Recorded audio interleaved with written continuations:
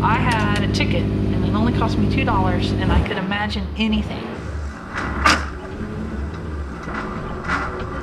The summer of 2004, on the side of a mountain in Italy, when I posed to myself the question if I could do anything, if everything was on the table and there were no blocks, that anything was possible, what would I do? And the answer was resoundingly, I would go rally racing.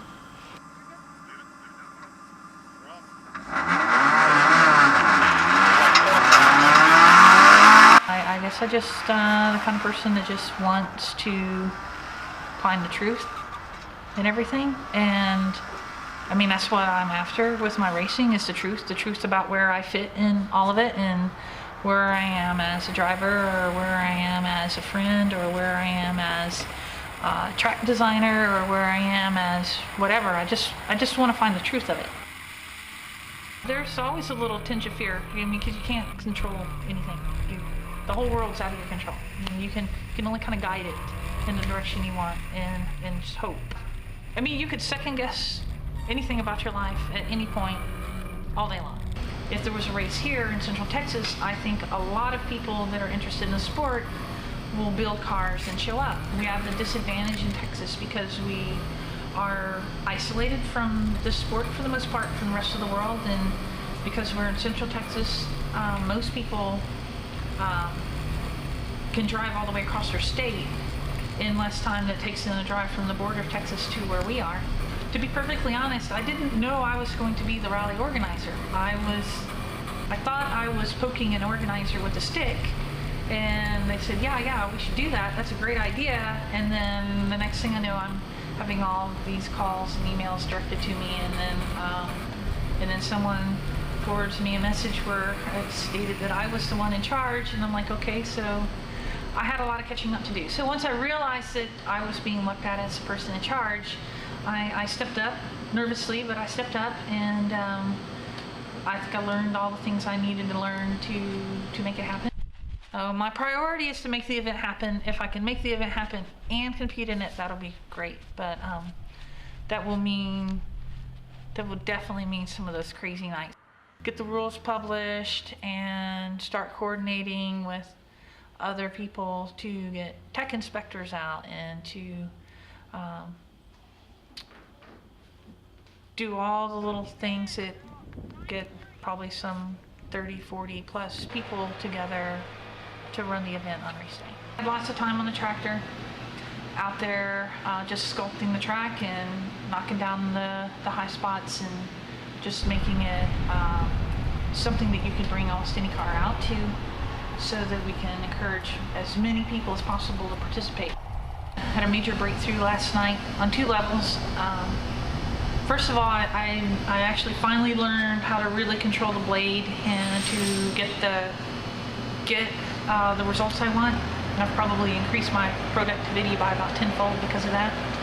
And then I kept running out of daylight. That's been my big race every day, stupid daylight savings time. I also have 2 cars to get ready, and we've had the Pikes Peak car from this year taken apart, and I have a lot of parts that were borrowed off of that car that I had to give back after the race, and then I have to come up with replacement parts. And then I guess the hardest thing for me to do this last week would have been trying to figure out how to put a car back together that 4 or 5 different people have worked on.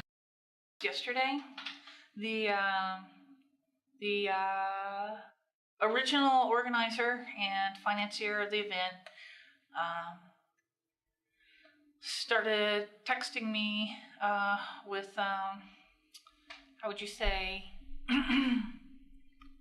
they started texting me with the idea that we should cancel the event because we only had 3 cars and 1 motorcycle entered. And then, actually that would be 2 cars with 3 drivers and 1 motorcycle entered, and our threshold was 6. It's gonna happen. I'm not gonna let them back out.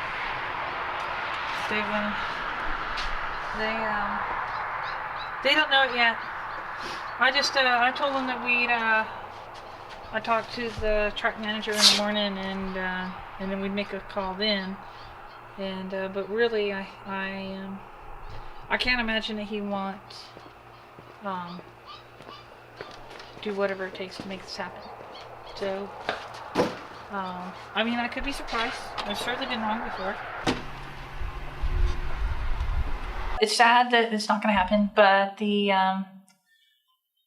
you can't say that we didn't try, and you can't say that there wasn't an event available, and it was here, and nobody can say, you didn't try.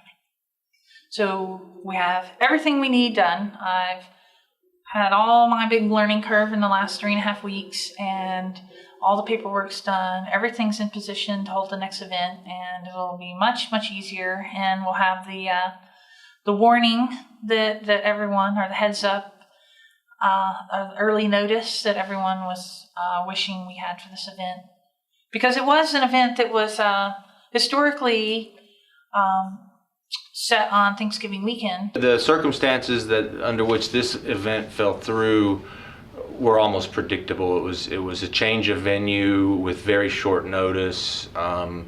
This time of year on Thanksgiving weekend, you got a lot of people that are family oriented, and they've already made commitments to their families or traveling. And so I thought from the very beginning that it would be a long shot to really pull off a well-attended event. So we had to make a decision to postpone it. And then we also decided to go ahead and hold the time and the date and have kind of like a meet and greet for all the people interested in this in the area. And we probably had 10 cars show up and maybe 15, 20 people.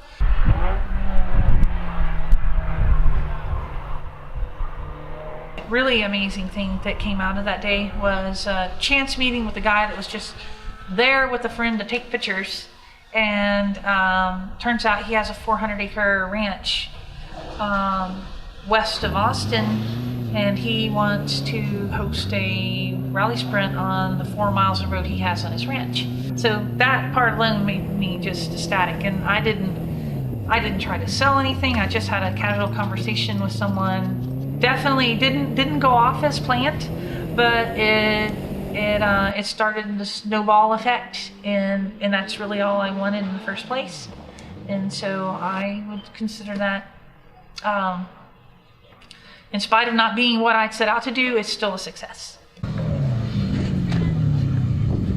So Sunday we had the 10th and final event of the year for Texas Rally Sport here at my own track that we have here on the property.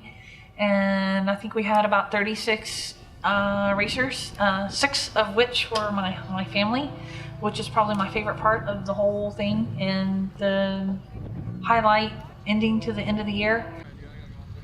My mother, my father, my brother, my sister, and myself, and my sister's husband all raced in the Rallycross on Sunday. And everyone except my father, who did his first race at the last event, it was all their first ever Rallycross. And on Monday morning, I had my sister and her husband emailing me, wanting me to help them find a car to have their own race car. You have some good spots, but you need to be braver with the gas pedal. It's okay to make mistakes here, Mom.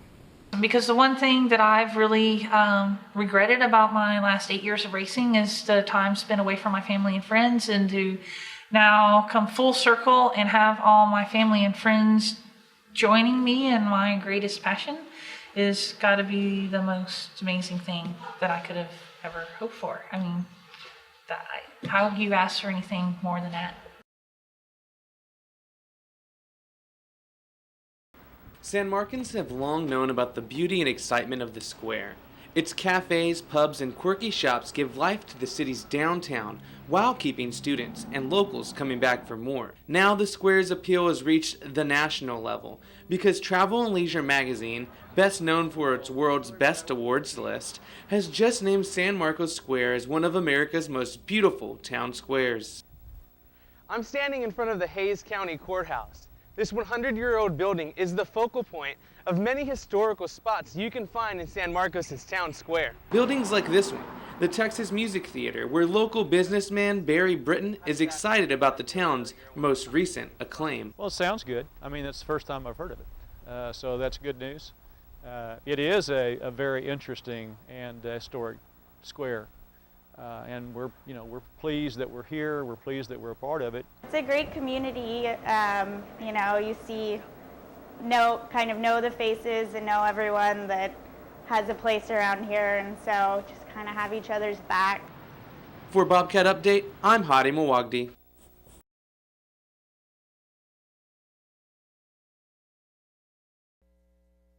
Being the first in your family to attend college is a source of great pride, but it can also be a time of isolation. It helps to have people to lean on for support and guidance. That's where the First Generation Student Organization can help you out.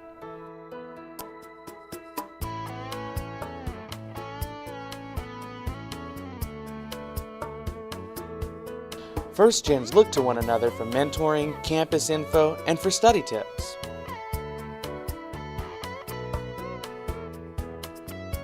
The FGSO is a club that offers support for adjusting to college life. Join an organization that fosters relationships for life by making connections and creating experiences that last forever. If you're interested in joining the First Generation Student Organization, find us on Facebook.